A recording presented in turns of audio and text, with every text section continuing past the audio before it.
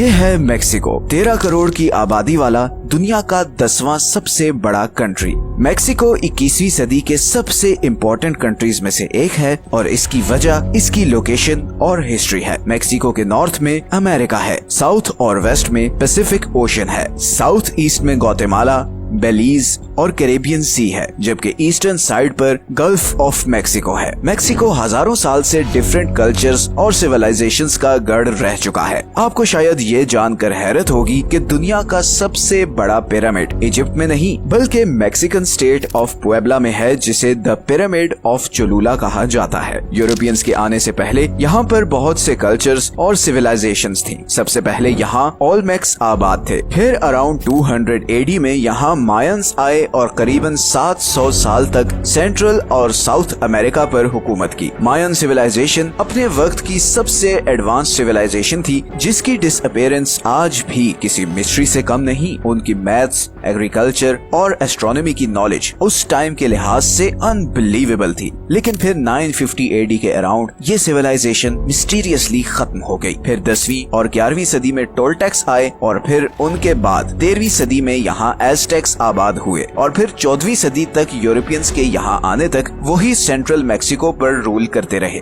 इन हजारों सालों में एक चीज कॉमन रही है और वो है लोगों के रहने का पैटर्न। आज भी मेक्सिको की अराउंड 60% पॉपुलेशन इस पतली सी स्ट्रिप में रहती है, जो कि मेक्सिको के टोटल लैंड एरिया का सिर्फ 18% बनता है। मतलब बाकी करीबन 82% मेक्सिको बिल्कुल खाली है। लेकिन ऐसा क्यों है? हजारों साल से मेक्सिको में इंसान इस छोटे से एरिया में क्यों रहते आए हैं? और एक और बहुत इम्पोर्टेंट क्वेश्चन ये कि फ्यूचर में ऐसा क्या होने जा रहा है जो मेक्सिको को एक इकोनॉमिक जायंट बना सकता है? आइए जानते हैं इन दोनों सवालों के जवाब। सच ये है कि इस वीडियो में मेक्सिको में लोग सिर्फ इस छोटे से एरिया में क्यों रहते हैं, इसकी एक बहुत बड़ी वजह है मेक्सिको की ज्योग्राफी। मेक्सिको की सिर्फ 13% जमीन एग्रीकल्चर के काबिल है। मेक्सिको के नॉर्थ में इस सारे एरिया में खुश्क और गर्म रेगिस्तान है, जहाँ पर खेती बाड़ी करना और खाना उगाना तकरीबन नामुमकिन है। इसी तरह मेक्सिको के साउथ में इस सारे एरिया में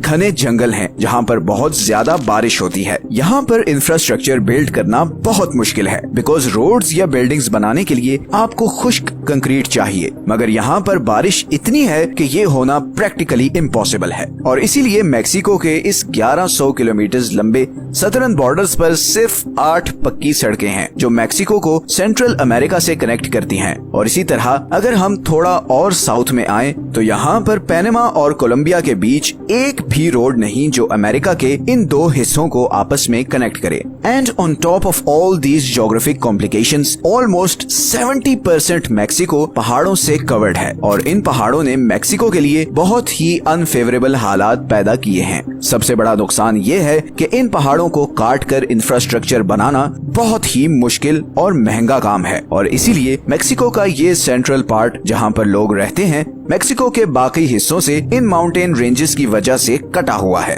यही वजह है कि इवन गवर्नमेंट के लिए इस सारे एरिया को कंट्रोल और मॉनिटर करना बहुत मुश्किल है। तो ग्वाटेमाला और बेलीज से लेकर मेक्सिको के नॉर्दर्न बॉर्डर तक इस सारे एरिया की निगरानी करना पुलिस के लिए बहुत मुश्किल है और इसीलिए यहाँ से ड्रग्स और हथियारों की स्मगलिंग बहुत कॉमन है। एक तरफ ये ड्रग्स सदर्न मेक्सिको से सेंट्रल मेक्सिको में स्मगल होते हैं और फिर यहाँ से ये नॉर्दर्न बॉर्डर के थ्रू अमेरिका स्मगल होते हैं। अब यहाँ पर क्योंकि रेगिस्तान और ऊंचे ऊंचे पहाड़ हैं, तो इस वजह से पुलिस के लिए इस स्मगलिंग को रोकना बहुत ही मुश्किल काम है। सेंट्रल मेक्सिको में ज्यादा पॉपुलेशन होने की एक वजह ये भी है कि पूरे मेक्सिको में ये जमीन सबसे ज्यादा फर्टाइल है। ये सारा एरिया वोल्केनोस से भरा हुआ है और इसीलिए एक बहुत ही इम्पोर्टेंट अनाज जिसे भुट्टा या कॉर्न कहते हैं, हिस्टोरिकली सबसे पहले इधर ही उगाया गया था। ये एरिया एग्रीकल्चर और इरिगेशन के लिए आइडियल है और इसीलिए हजारों साल से सारी सिविलाइजेशंस इधर ही आबाद होती थी। इसी तरह मेक्सिको की इकोनॉमी के लिए सबसे इम्पोर्टेंट शहर वेराक्रूज है। वेराक्रूज मेक्सिको के ईस्टर्न बॉर्डर पर समुद्र से जुड़ा हुआ एक कोस्टल सिटी है। पूरे मेक्सिको की 35% वाटर सप्लाई यहाँ से ही आती है। यही वो पॉइंट है जहाँ से स्पेनिश, अमेरिकन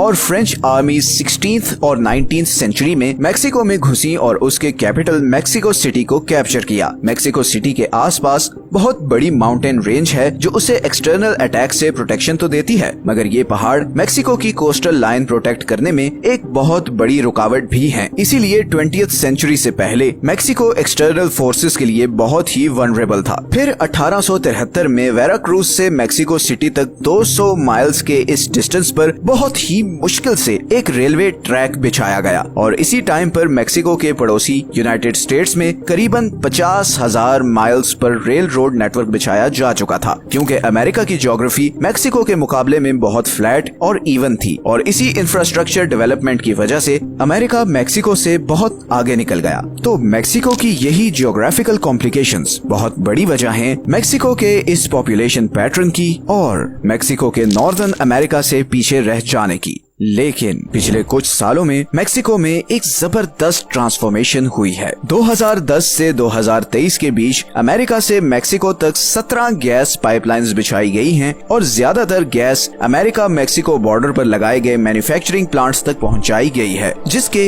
दो फायदे हुए हैं। एक तो सस्ती गैस की वजह से मेक्सिको की मैन्युफैक्चरिंग इंडस्ट्री में बहुत बूस्ट आया है और दूसरा सस्ती लेबर की वजह से ओवरऑल प्रोडक्शन कॉस्ट बहुत कम हो गई है और इसी अपॉर्चुनिटी को भांपते हुए बहुत सी इंटरनेशनल कंपनीज अब मेक्सिको में अपनी मैन्युफैक्चरिंग शिफ्ट कर रही हैं। निसान आज अपने होम कंट्री जापान से कई ज्यादा गाड़ियां मेक्सिको में मैन्युफैक्चर करती है। मेक्सिको आज दुनिया का 5वां सबसे बड़ा गाड़ियां एक्सपोर्ट करने वाला कंट्री है। इसी तरह 2019 में मेक्सिको कनाडा और चाइना को पीछे छोड़कर यूनाइटेड स्टेट्स का सबसे बड़ा ट्रेडिंग पार्टनर बन गया।